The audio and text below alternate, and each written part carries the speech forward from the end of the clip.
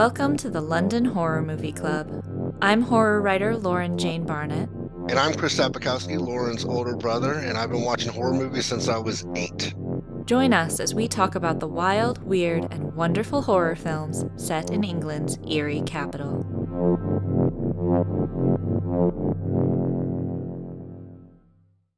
Welcome back, horror fans. Chris and I are thrilled today that we have with us a major horror fan, horror writer, producer, director of award-winning films like The Devil's Music, and his latest film that's coming out, which sounds like, if you know Chris and I, the perfect film, Powertool, Cheerleaders, and the Boyband of the Screeching Dead. He was also recently a hit at Fright Fest, so we're very lucky to have him. Welcome, Pat. Thank you very much for having me here. It's brilliant to be here, so cheers. Thank you. I have to start by asking, I understand that Powertool Cheerleaders is an incredibly contemporary story because it started with a tweet, right? Yeah, it did. It was on I always keep about 6 scripts bubbling at any given time, usually so that if someone comes up and goes, oh, I need a project for this, I go, I happen to have the very thing. If you only have like one script on your go-to pile, then the perfect opportunity, the perfect person to talk to comes up and you have nothing to give them. You know, if someone comes up and goes, well, you know, really, I want something, a romantic comedy with spooky elements, whatever, and you want to go, I have the perfect thing. But also, if you meet someone who goes, I just want hardcore horror, you know, properly terrifying, I have the perfect thing. So I always have about 6 scripts going. And every now and again, you have to fill it the pile. You have to go through and go, yeah, that's not really where it needs to be.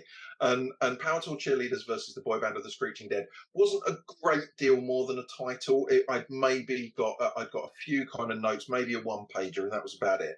And I just tweeted saying, unfortunately, I think Powertool Cheerleaders versus the Boyband of the Screeching Dead is going to go on my rejects pile. I'm going to start working on it. It's a shame because it was more subtle than it sounds. Was the tweet basically? And Charlie Bond, our producer and lead in the movie, just replied going, no, we're going to make that. and I just sort of messaged her kind of going, really? And she's just like, that title is that's it. We're going to do that one.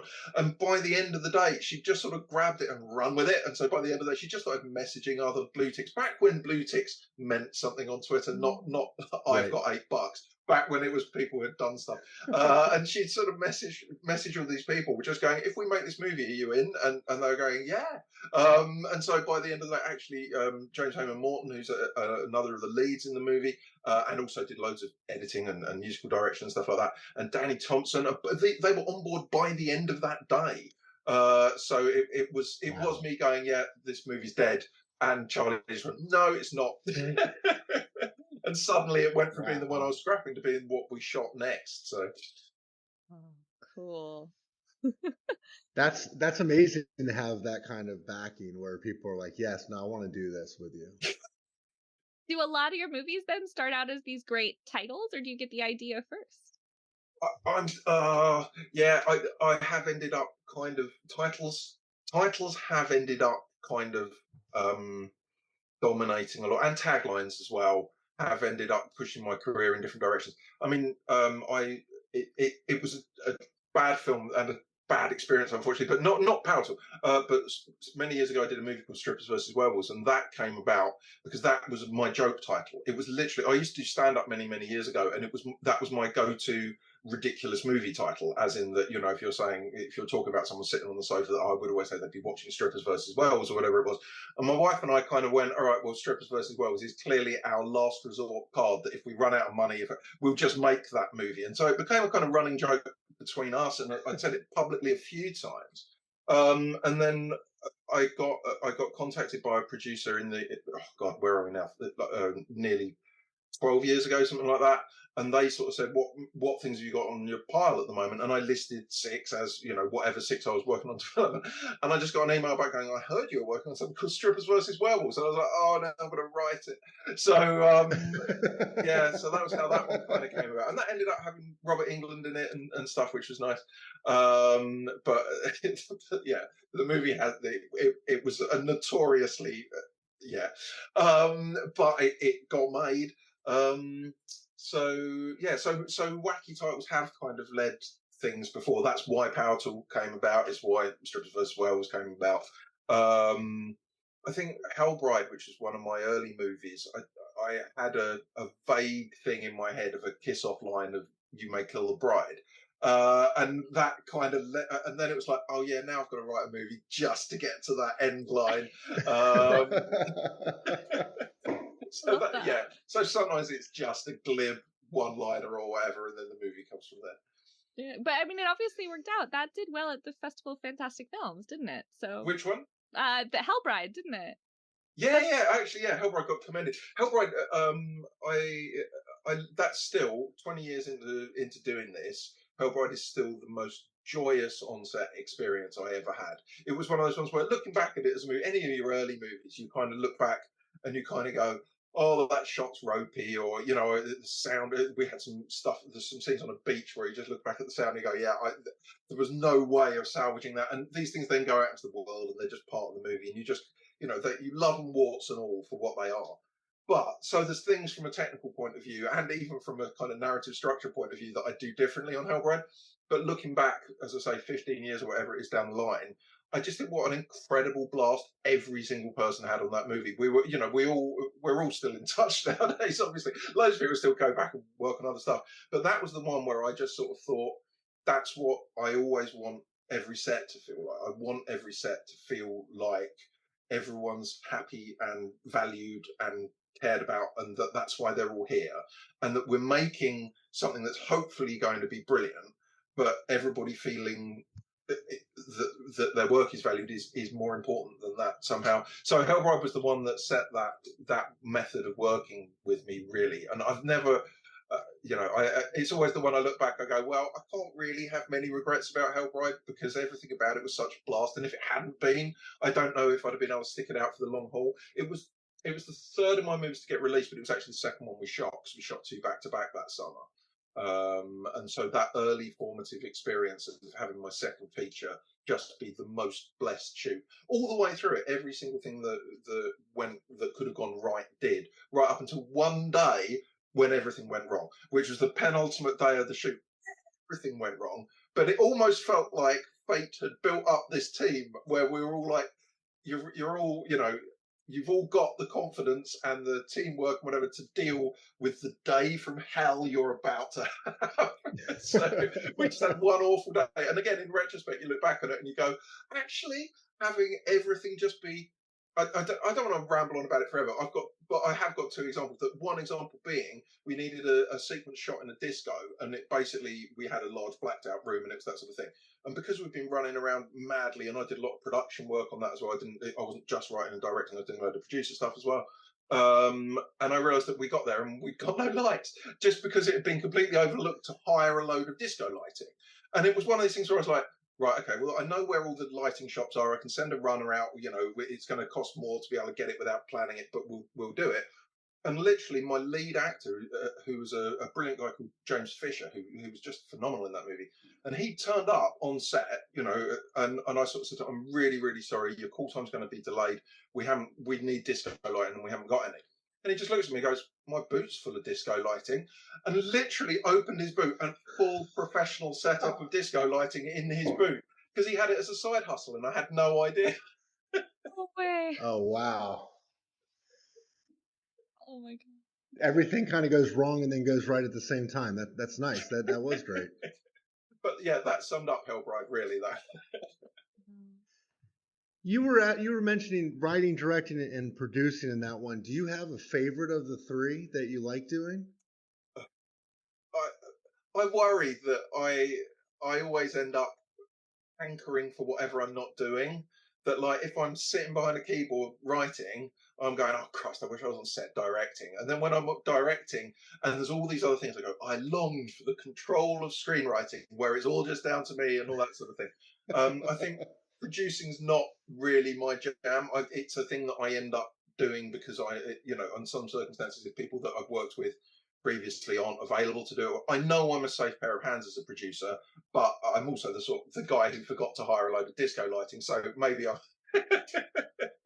But you know, I've never forgotten to write the screenplay. I have forgotten to hire disco lighting, so maybe I'm a better writer than a producer.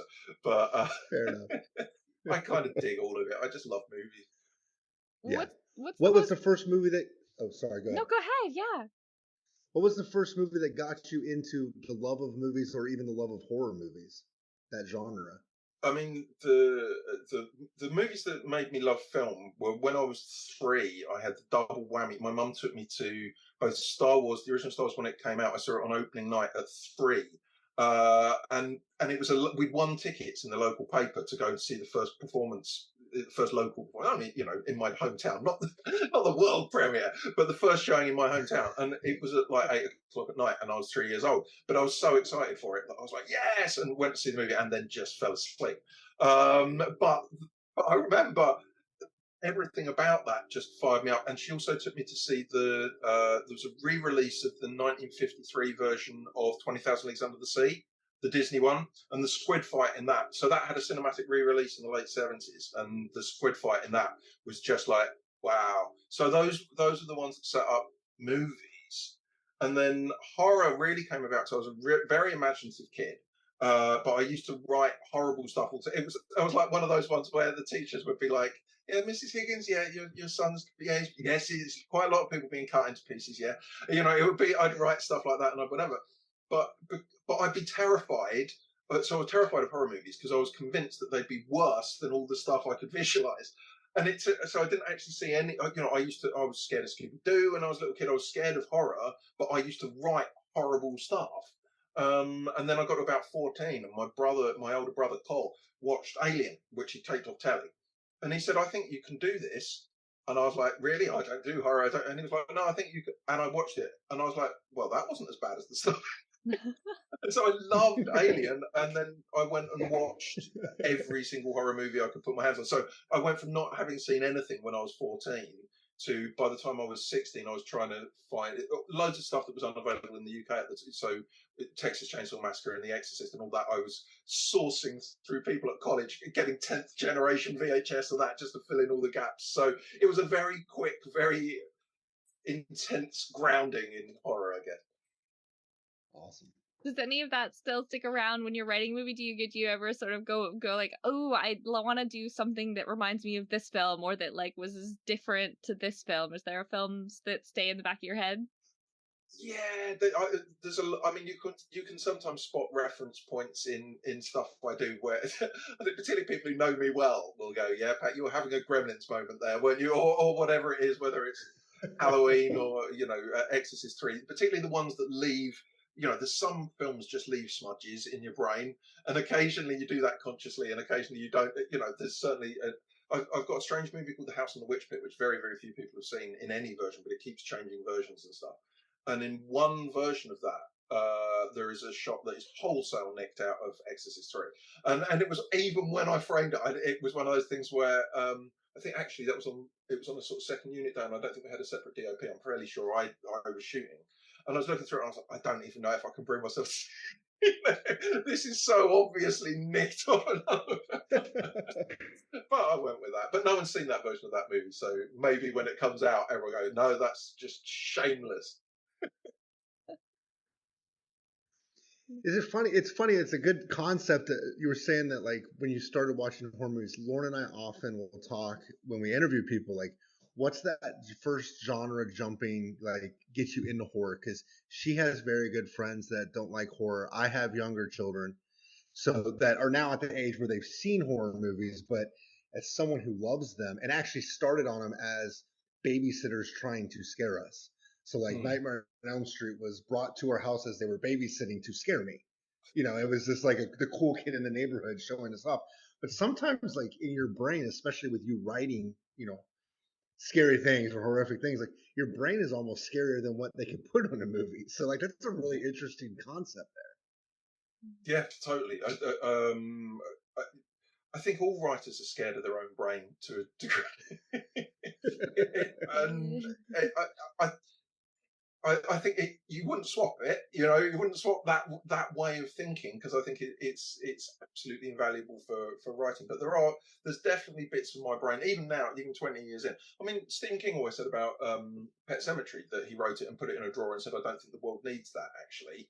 and didn't go to it for ages until I think he was a book down on a deal. It's something like that where he actually kind of was in a position where it was like, that book I didn't publish, probably need to. But I mean, that novel, for example, is clearly from such a dark place. And so there are definitely bits, there are bits sort of fenced off up there with "do not enter," and occasionally you'll kind of grab something from behind the barricade and chuck it in a script.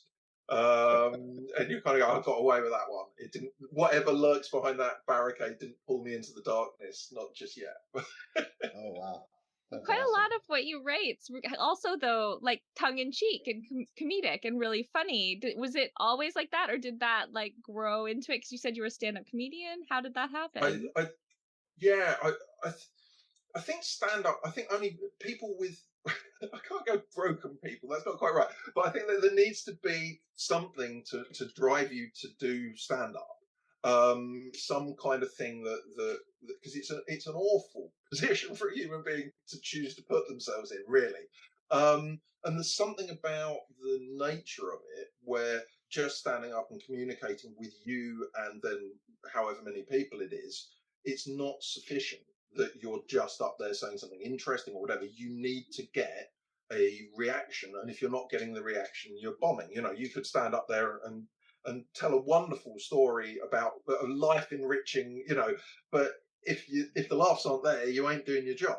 And I think that something about that, again, like the fenced off bits of the mind, you know, where you grab things from beyond it. I think there's bits from stand up that actually just either destroy your ability to do things without getting the laugh every now and again, because certainly, but it also acts in some way like a vaccine, I think, against every other form of public speaking, certainly. Because as a lecturer, every now and again I go, I can't believe I don't have to get a laugh every 20 seconds. You know, I can talk I can talk about Hitchcock for 20 minutes, and if no one's laughed, I've still done my job. So you know, and so once you've done the thing where you need the gag, you need the gag, you need the gag, and so I think I do find it difficult to write stuff that doesn't lean into the gags, and it does become a defense mechanism in my writing to a degree. And then some of the ones where I have kind of tried to not. We did a couple of anthology movies with that I did with. I directed a segment, and Ginny's directed a segment. Al Ronald directed a segment of a movie. We did a movie called Bordello Death Tales, and we did one that we shot as Battlefield Death Tales, but then it came out all over the world under various different titles. It came out under Nazi Zombie Death Tales, Nazi Zombie Battleground. It came out there's no Nazi zombies in it, but yeah, that's marketing for it. But my chapters of those, because I was dealing with something that was like 26 minutes rather than dealing with something that was 90 minutes, I thought I can try the different palettes of writing. And both of my Death Tales stories are more serious than the other two segments in those films. I think I've got the least funny in both movies. Mine are the darker ones, the bleaker ones.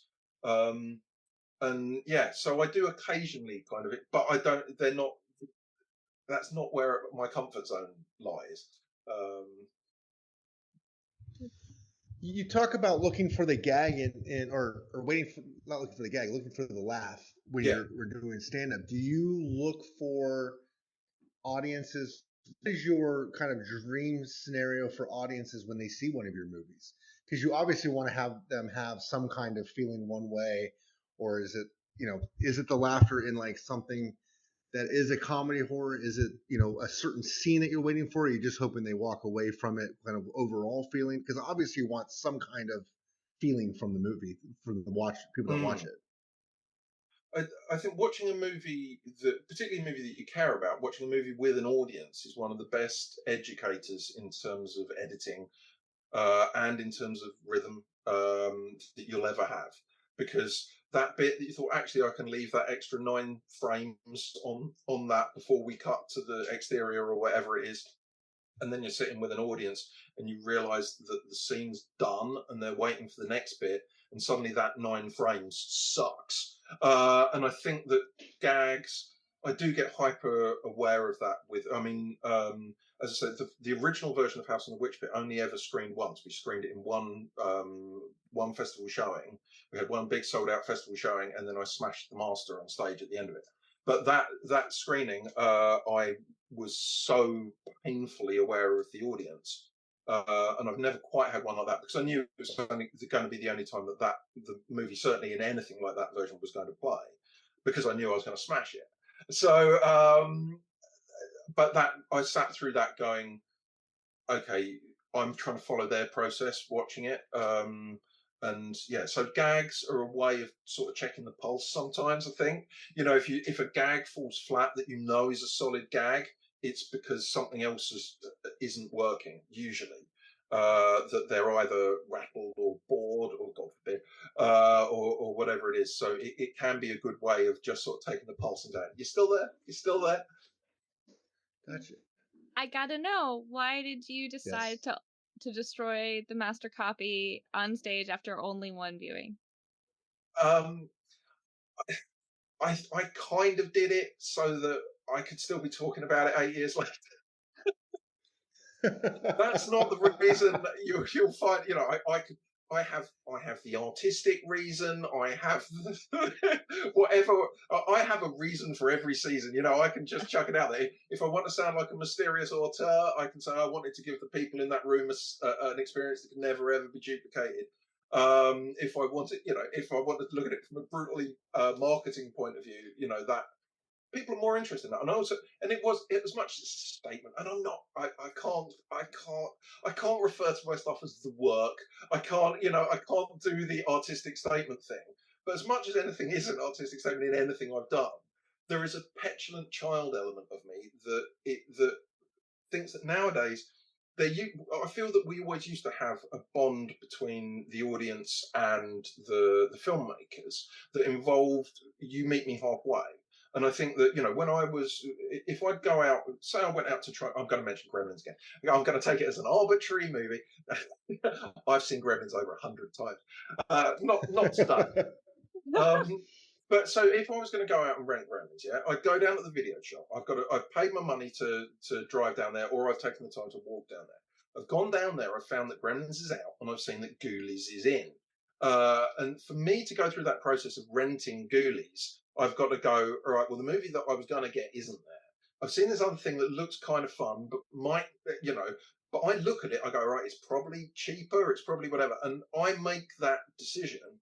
And then by putting my money on the counter, it's not just the £2 or whatever I've paid to rent it. It's the fact that I've already paid to travel there. I'm going to travel back. I'm going to need to travel back again the next day and back again. And so by the time I've put my £2, I'm actually saying, I think this is going to entertain me. I am invested in this entertainment transaction, and I'm betting. Here's my money. I reckon this is a movie for me. And if you then watch it and it's not a movie for you, sometimes it might be your fault in misjudging it. Sometimes it might be that they've marketed it wrongly. Sometimes it might just be a movie that just doesn't click for you. But there's still a level of investment from the audience. And I feel that as a consumer as well, I mean, I dearly, dearly, dearly love horror movies. And in the last 8 years, I must have turned off more movies after 10 minutes than I did for the entirety of the 41 years before it. Because they're infinite now. I'm not driving, you know, I'm not driving the truck. Once, if I got through everything on Shudder, if I got through everything on Prime, if I got through everything on Netflix, I could still start going in all the free channels and stuff, and I could watch horror movies more or less indefinitely. I have not backed my decision. When I press play, I've not backed that with money on the counter and 4 trips backwards and forwards to say I'm going to be entertained by this. And so, to a degree, House on the Witch Pit was a sort of, this is a universe where everything is available, and this one's not. It's because so we made one version that was, as I say, screened in one place at one time, and then I destroyed it. And then we went right the way back to the rushes. I recut a different version that was available via Amazon for one night, and then I deleted that as well. So that's never been. So the only places anyone will have seen it were 2 completely different versions, one of which was screened publicly as in a sold-out festival, and the other of which was available for one night on Halloween in 2017 or whenever it was, where it just went up for the one night and then it was gone. And I like the fact that it's like, oh, you weren't there for that. Oh, no, you can't see it now. No, tough. Sorry. There's all these other movies, really cool. Movies, but not that one. That's really interesting. That that's awesome way to look at it, because we actually talk a lot about how the joke is you have to go, horror fans in general kind of go through a whole bunch of garbage now to get to like the diamond in the rough, right? And because you do see a lot of stuff, and then you say like, oh, they remade this or they did this, and that's really cool to think like, yeah, I've seen a version, but there's only been 2 versions that have ever been released, and I can't just go and find it. No, I can go find anything that I want on Netflix, Prime, Vudu, whatever, but I can't go find that version that person saw in that room. Yeah, that's and very cool. I think it says something about human psychology, though, that by trying, we didn't release any stills, we didn't release a cast list, we didn't release a synopsis, even for the festival screening. They just knew it was. For the festival, it was cheating to a degree that every year I do like a one-man talk about filmmaking. So I was such a known commodity to that festival audience that, despite the fact that they knew nothing about the movie, enough of them will go, all right, okay, I'll put my money down for that. We can kind of do that. But yeah, I wanted a thing that was just an experience that people couldn't then go. But I was going to say the thing about human nature. Every other one of my movies, of course, at some point I've had to sit and bash into the IMDb every single detail of every person in the credits and all that sort of thing, because you kind of have to do that. House in the Witch Pit, you try and keep it silent, you try and keep absolutely nothing on the internet and whatever. Load up the IMDb one day, there it all is, because people don't like the idea that you're actually keeping stuff. It's only there for one version of the movie, but whatever. And it was just like, wow, man, all you've got to do to get someone else to do all the work for you is say, well, I'm not telling you that. So then, would you ever consider doing another movie like that again? I mean, House of the Witch Pit is still there. As I said, there's a completely different third version. I mean, the first version, without spoiling the integrity of the audience experience in the room, the first version is effectively a standard cinematic language. The second version was entering into the territory of a fake documentary spliced with other stuff, which is kind of Devil's Music was a fake documentary, so I have form in that area. And then I've got a third version that has never been seen anywhere, that we finished in about 2020, and it's in pretty good shape. And that's a cinematic one, but it hops backwards and forwards between 2 time frames, because by that point I realized enough time had passed that the actors had started looking completely different and whatever, and we brought some key cast back and did about another 3 days of filming for other material for a completely separate framing story that we could ping backwards and forwards between the two. And so that version's never been seen, and now it's gone. Where are we? Another 3 years since I even cut that together. I'm kind of thinking maybe maybe I'll show that to someone, or maybe I'll do something completely different with it. But I think it'll always be that one. I said I was going to stop messing around with it after 5 years, but I think it's just my chew toy, like a dog. Like I just go, I'll just go and mess with House in the Witch Pit for a while. Is that your favorite? I mean, so you had the movie, and I'm sorry, was it the movie that you said it was Witch Pit, the one that you were saying was the best experience on set? Oh no, that's Hellbride. Hellbride. So is Witch Pit kind of your favorite? Like, is that your kind of pet project where like you the one that you wrote, you put like you like the most of, or is there one that you have that stands out to you as your kind of your gem of all the others? I mean, I think Witch Pit that you care about, not that it's better, but that you care about more. Yeah, I love them all in different ways. Witch Pit that was the one where for a while there was an incredibly dark version of it, which was the one, as I say, where I'm taking ideas from the fenced off bits in my brain and kind of putting them all in one script. Or if there was a joke that was way too dark that would ruin the tone of something like Hellbride, it was all going into the Witch Pit script. And then I worked with an agent for a while she was a fantastic agent. She did not want me to keep doing micro-budget horror because it was potentially damaging my value in the marketplace. And so I kind of went, but I can finish the one that I'm working on, yeah. And she was like, oh yeah, that's fine. And so it became the one that I never finished, so that I could always be carrying on doing that without upsetting my agent. That's great. That's amazing. I'm telling it all today. No, I love that. But yeah, in terms of in terms of other ones, I mean, The Devil's Music was shot on a fraction of the budgets of its predecessors, all three of its predecessors, and it was the one that got the best critical notices. We got Best Independent Feature at Festival of Fantastic Film, and we literally shot that on $1.5 grand. It was what was left in the budget when we wrapped Hellbride and Killer Killer. So we shot Hellbride and Killer Killer back to back, and we had a contingency, and it was just like we had $1.5 grand left out of the contingency. And the following year, I just sort of said to my wife, well, what are we going to do with that? And then we thought, well, actually, if we do a fake documentary that leans very heavily into talking heads, we can probably get another film out of that. And so that's what we did. And then that ended up being the one that, as I say, won the festival that the previous movie had got the commended status at. It was the one, we got a good review in Empire, we got a good review in Total Film, and it was a movie we shot for $1.5 grand. I mean, about 20 minutes of that movie is Cy Henty talking to camera. And that was shot so about 20 minutes of the movie was shot in about 1.5 hours in a room above a pub just down the road. You know, it was a lot of incredible kind of lo-fi stuff. But that movie, I think artistically, is the one that was closest to the vision in my head, I guess. Although Powertool's pretty close. Powertool Cheerleaders is rocking on, you know. It's musical, we've got 12 songs, we've got all that stuff. I was gonna say, because you wrote songs for Devil's Music too, didn't you? Yes. So you've got some sort of weird connection between the two that have music in them. Yeah, I see these things as well. In fact, the signature song for the boy band in Powertool Cheerleaders versus the boy band of the Screeching Dead is the same song that is the signature song of the boy band singer who is potentially the Antichrist in The Devil's Music. So I liked the idea. In my head, it's never referenced. We did, in one of the deleted scenes, there was a vague reference to that song being a cover version.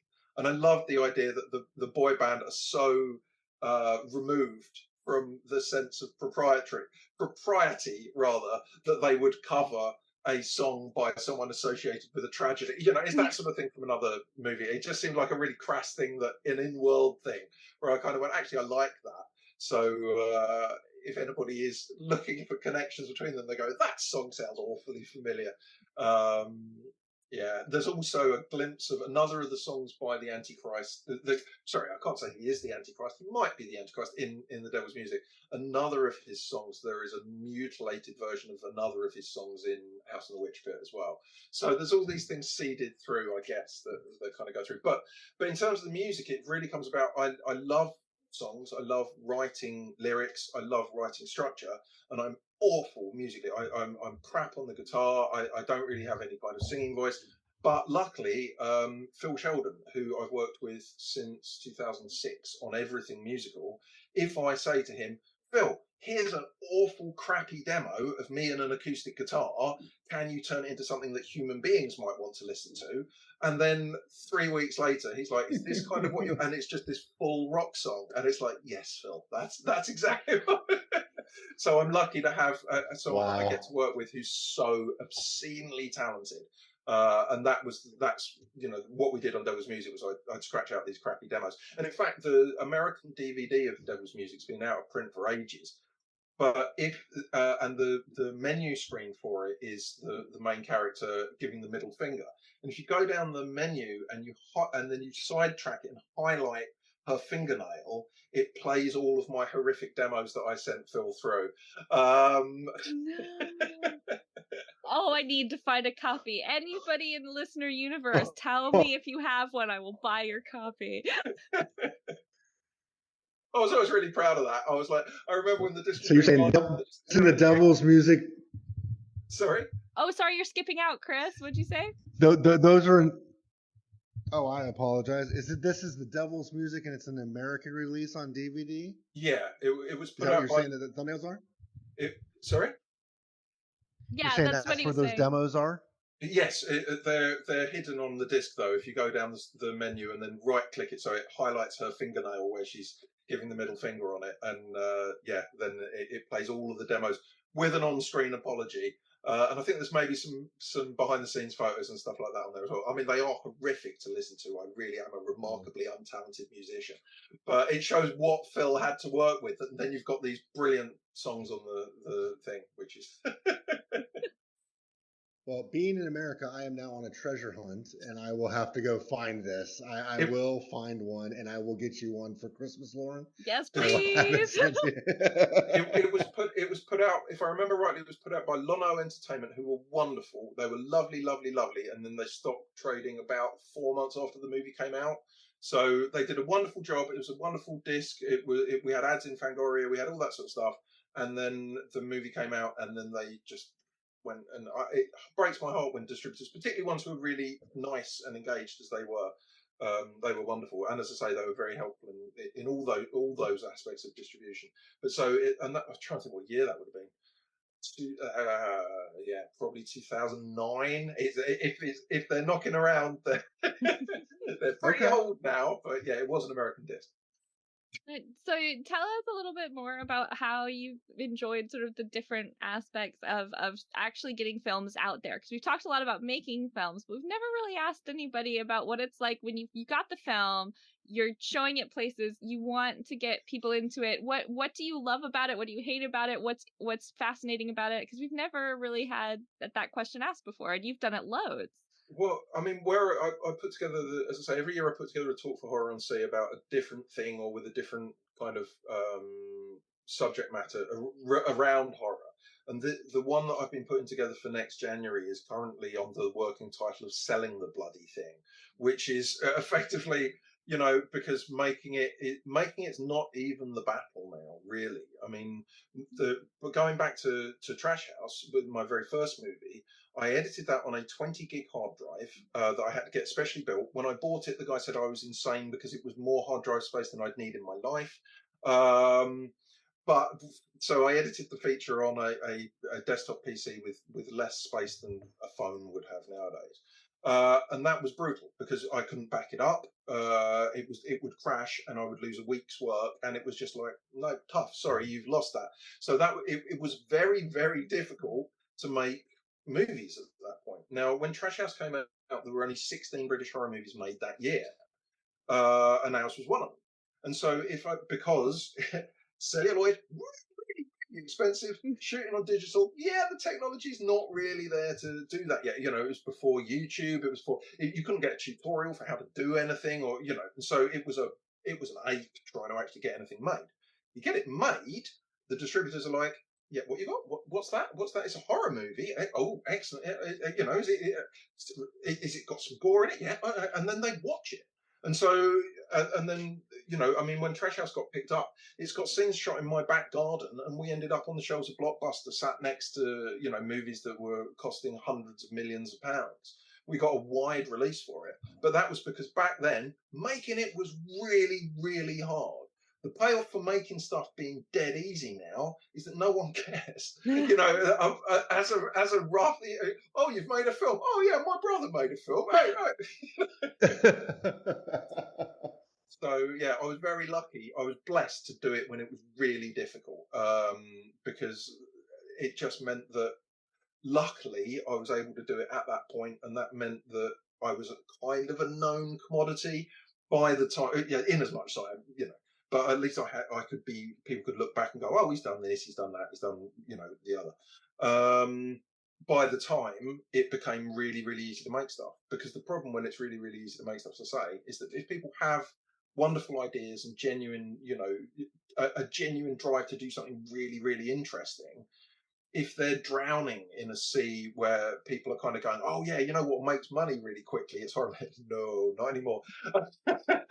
But if they're drowning in that sea, it's very difficult for those voices to get heard. And unless they're lucky enough, I mean, where I've been lucky enough to have movies play at wonderful film festivals and all that sort of thing. But I don't know if I don't know if the movie's on their own without the idea that, what's this guy? Oh, he's done a bunch of other stuff. Without that track record, I've got no idea whether they'd have sunk without trace. So I do think it's tough for people nowadays, but the tough lies in a very different area. It's a really interesting concept. Yeah. Do you enjoy taking your stuff to festivals though still? Yeah, sometimes. I mean, Horror on Sea, I adore. Fright Fest, I adore. You know, these are the festivals that I just feel very blessed to be sort of part of the extended family of. And I actually went Powertool. I went out on the road and I went to places like Dead and Sudbury, which I'd never been to before. And so festivals like that were just these sort of up and coming festivals in the UK that I thought were really cool. Again, done with so much passion and so much sort of real, genuine love for the genre. And so I love those kind of festivals. Occasionally, you'll end up at a festival where you go, wow, this shouldn't be happening. I did once go to a festival of which will again remain nameless. I'm not even going to say what country it was in, but they were screening stuff, and obviously things were screening in either sort of 185 or 16:9, so widescreen, and they were just projecting it onto a 4:3 screen and letting a third of it vanish into the darkness. And so it wasn't like they shrunk it to, and I was just sitting in the audience going, this is what's happening then, is it this is just going to happen, so that the shots, so I can have shots where I've framed the character over to 1/3 of the screen and the audience will just be sitting watching an empty. Oh my So god. yeah, but them's the breaks. But yeah, so the festivals where they care, the festivals where it's done with love and patience and infinite, you know, joy. Like, as I say, Horror and Sea, Fright Fest, Dead and Sudbury, places like that that just rock the house. I'll never ever tire of that. When you were making Trash House, that was your first film the major film that you put out. What made you want to even go down that? You were saying how it was hard to make. What made you even want to go down that road? I think when I remember when I just started university, I sat at university and I wrote this list that was 100 criteria for the greatest movie ever made. And it was basically a list that was things like Brain in a Jar and Mole People and stuff like that. And I just filled up this whole list, and it was always in the back of my head that if I only ever got to do it once, I'd just throw all this sort of crazy stuff into it and I'd just go for it. But I didn't necessarily think I'd ever get round to doing that. I didn't think I'd necessarily be in the lucky position to do that. And then I ended up having to set up a media company, which actually came up through the stand-up. That in the days where you couldn't play video on phones, I was approached by a company who were developing a technology to enable moving image to be played on phones. And they thought that if you're going to do that, the phones didn't have the capacity to do anything pretty much. The internet was so slow, but they had very, very good compression on it. And they said, what we need are 45-second clips of someone telling a joke. And they knew that I had an archive of, again, early digital camera, standard definition 4:3, but I had a digital archive of a load of good comedians telling gags. And so they approached me kind of and not many people did, because no one was filming stuff digitally. People were either using VHS or they're using whatever. And they said, well, look, if we can come to a deal and you can come to a deal with the comedians that have been there, and we can stream these down, we've developed this technology, so we can get this played on there, and then we can sort of set up a deal. So I only really initially set up the production company as a media production company in order to sign a deal about stand-up comedy clips. And then, funnily enough, while they were developing this app, it wasn't even an app because that apps didn't exist. It was a thing that needed to be kind of side-loaded into the thing. But while they were doing that, suddenly Apple come along, and all of a sudden phones can play video, and it was like, yeah, your business idea is down the pan. And so that went from being cutting edge to yesterday's bacon very, very, very quickly. And so I was there going, oh, got a company now, didn't mean to have a company, and I have the means to shoot stuff digitally because we've been doing that, as I say, for the stand-up thing. And then I thought about my list of 100 criteria for the greatest movie ever made, and we'd got a few grand in the bank that we were intending to buy a car with. And I sort of said to my wife, instead of buying what if we made a movie? And because she's the greatest human being in the universe, she went, all right. And that was kind of what we did, and that was it with Trash House. And we didn't know, had no contacts, had no one waiting to buy it. It was just me slaving away on on this edit. And but then once it was made, I was able to get people to watch it quite easily in terms of distributors. and it was put out by Screen Entertainment. As I say, it was in multiple copies in every Blockbuster in the country, which, I mean, a lot of the people that rented it hated it. Don't get me wrong. It wasn't like, it was in every Blockbuster and everyone loved it. It was like in every Blockbuster, and all these people are going, what is this garbage? So, yeah. But it was there, and they watched it, and they paid their money to watch it. So and it got massively pirated as well. It was like, again, one of those surreal things. The day it hit DVD over here, because by that time, you know, you were getting more of video files getting transferred over the internet, although again, it's still predating YouTube, but people were starting to do BitTorrent and file sharing and stuff like that. And you pull down the stats for that, and you'd be going, Trash House is doing the same as Underworld. What the hell is going on here? And it was pirated to such a degree that we had an American distribution deal for that fell through, because they said the market's already been saturated by the fact that it's been pirated so heavily. And the pirated version had a sound glitch on it as well. So all our IMDb reviews are going, oh, there's this horrible sound glitch running through the whole thing. And it was a really nice sound mix on that movie for a low budget movie. You know, I had some other ones that had some sound problems, but Trash House was sweet, the sound mix on it. But yet we got all these people who downloaded it for nothing, then giving it 1-star reviews on the basis of the crappy sound mix, just on the rip that was on BitTorrent. But so now, totally worlds different. All these years later, Powertool Cheerleaders is coming out. And what's that been like distributing, showing to people? It was just at Fright Fest. What did it feel like having an audience? How did they respond? It was wonderful to see it at Fright Fest. It really was. The Fright Fest screening felt like, you know, it was the first time I've had bits of other things shown on like sizzle reels and stuff at Fright Fest, but it was the first time a feature that I'd written played there, and that was wonderful. It was really great for everybody to, you know, go down and have a proper West End premiere for it. So that really rocked that house. Powertool, you know, I'm really fiercely proud of the movie. I think that, you know, I was very, very blessed by dedicated cast crew who pulled out all the stops and did incredible work, particularly considering that through the early stages of production it was dealing with COVID and stuff like that, which was very, very, you know, I learned to direct behind a mask, which wasn't something I'd ever done before.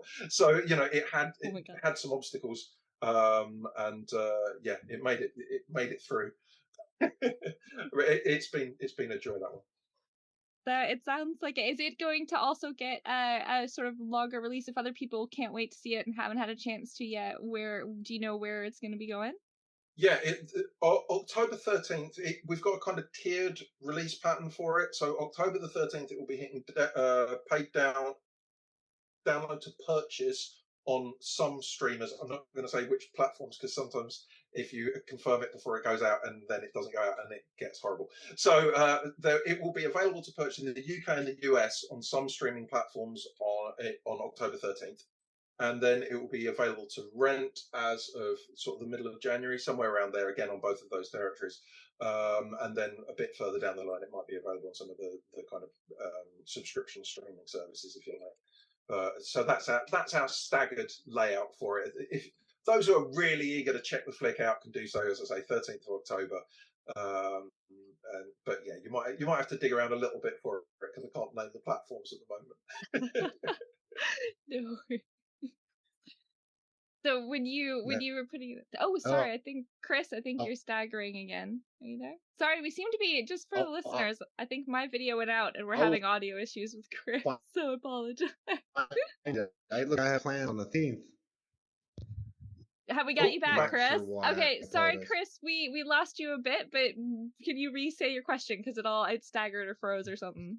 No, I was saying that I will, Lauren knows, I will go, I have like a laundry list of check items to find movies at, so I will be purchasing it on the 13th.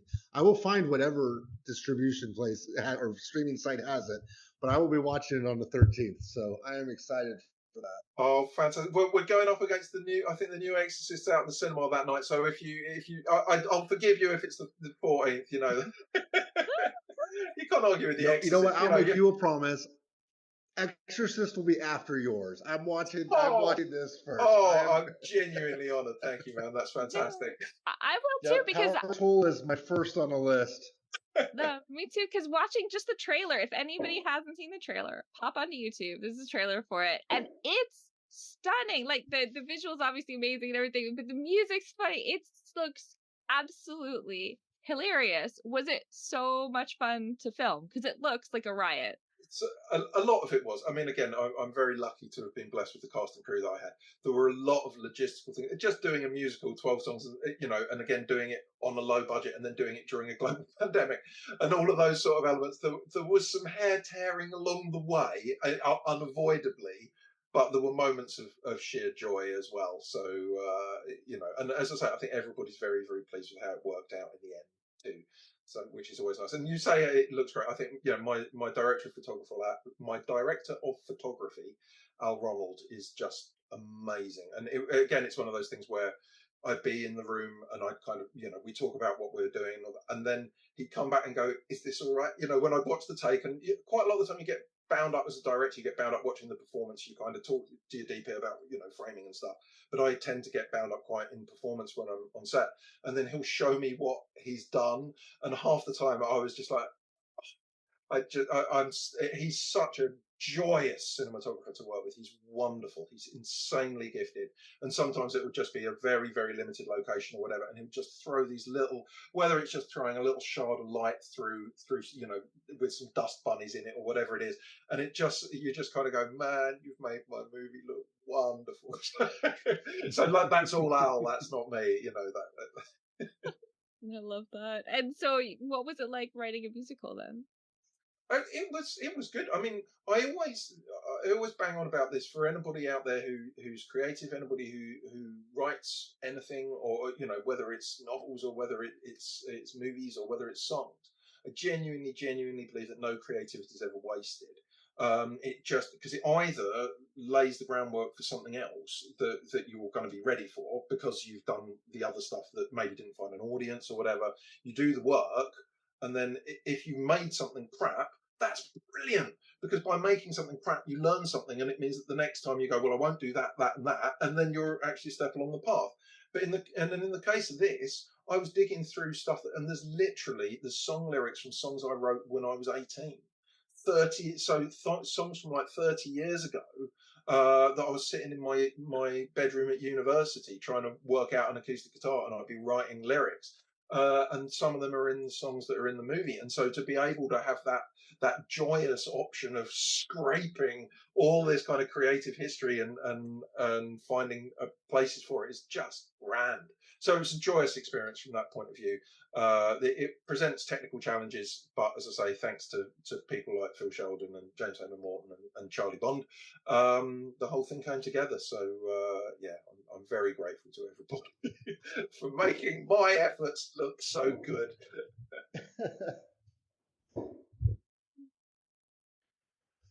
So I know you said you had I know you've given us so much of your time. I do have one last question just to kind of ask you. You say you're always kind of working on 6 scripts at a time. I mean, or pieces of here.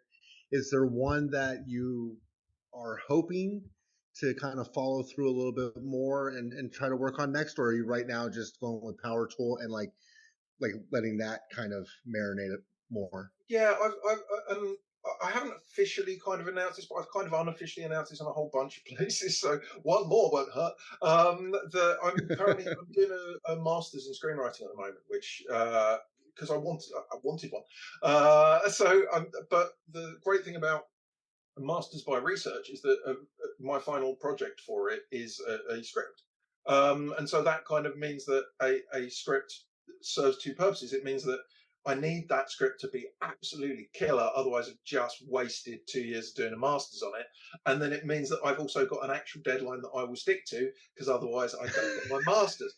So so the script for Chainsaw Fairy Tale, which again has a long weird history as a title, because I might very quickly tell that story. But yeah, so Chainsaw Fairy Tale is my MA final submission, and so I have a vested interest in that being brilliant by next May. So that's going. If I don't then actually go and make it, that would feel like a somewhat missed opportunity. So that's the next one. That's the next feature anyway. There's murmurings of maybe another anthology movie before that, but that hasn't been announced anyway. It's only because I was on phone calls about it this afternoon that made me think of it. Yeah, and then there's still a bunch of other scripts. The Chainsaw Fairy Tale thing that I must just say, which is just again that weirdness about creativity and about nothing ever being wasted. that was one where I'd been messing around with the idea. I'd been messing around with, I had little odds and sods, little scraps of stuff. And then when my son was born, he didn't sleep for ages. Like really, he'd sleep for 45 minutes at a time. And then, so you spend for months. And so you'd spend all this time knackered. And it means you don't really develop memories properly. So it's like I've got this whole period of my life where, because he wasn't sleeping, we weren't sleeping. And, you know, and I just sort of thought, everything's just a fuzz in that whole area. And I'd been doing a little bit of preliminary work for Chainsaw Fairy Tale, a different version of the script back then. And then someone said to me, whatever happened to that? And I said, well, I wrote a bit of it. And they're like, well, how much? I was like, I don't know, maybe I did like a little Bible for it. Maybe I did like a little treatment, something like that. And I went and dug around on a hard drive. And I found a file called Chainsaw Fairy Tale, and I opened it, and it was a 104-page completed script that I had no recollection of writing, because I'd written it during a period of such intense sleep deprivation that my brain had just gone. It was nuts. I mean, it was. Reading it, I was like, I would take 7 pages to set up a joke that I clearly thought was worth the effort, But then reading it back, the joke would take me by surprise because I had no recollection of having written it. So it was a very strange script. But yeah, the new one's not. I could just go and film that script, but that would be something I don't know if people would want to watch. It sounds like I would. I love mental. Yeah. And you're a better person than me. When I was going through the young kids things, I was playing FIFA a lot. Oh, so right. I just made it to the Champions League with Bayern Munich. You wrote a script for a movie. I was just playing, FIFA on PlayStation.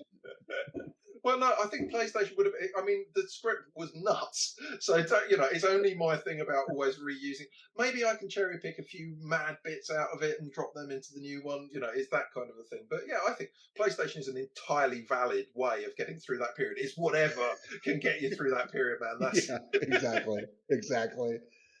It's needed. Amazing. Well, just thank you so much. We've had the best time, and I know everything that we've got a chance to talk about has been so much fun having you on. Everybody cannot recommend his films enough. Obviously, Powertool Cheerleaders, like you said, October 13th. Let's try and make it bigger than Exorcist. Let's do that. Absolutely. That's the plan. Yes. But seriously, thank you so much for being on. We really appreciate it. It's been a joy. Thank you ever so much for having me. Of course. Very nice meeting you. Excellent. And our listeners, you are in our sort of wonderful Halloween theme, so we have more interviews coming up, and then next video that we're watching is going to be for November, just to remind you, but it'll be A Clockwork Orange. And just as our last little thing that we're going to ask of you, Pat, what did you think of Clockwork Orange? Clockwork Orange? That was another one of those ones where when I was 16, I was banned in this country. So I got like the nth generation, million grains all over the screen sort of thing from a classmate at college. And I was just so pleased to have seen the damn thing. I don't think I paid any attention. I was like, I've seen it. I'm the coolest kid in the world. So yeah, it took me a while to actually sit down and go, is it any good? But yeah, it's Kubrick. It's Kubrick. Obviously can't go wrong. Thank you so much, listeners, again for joining us. Pat, it's been such a riot. Thank you so much. It's been a blast. Thanks for having me. Bye, everyone.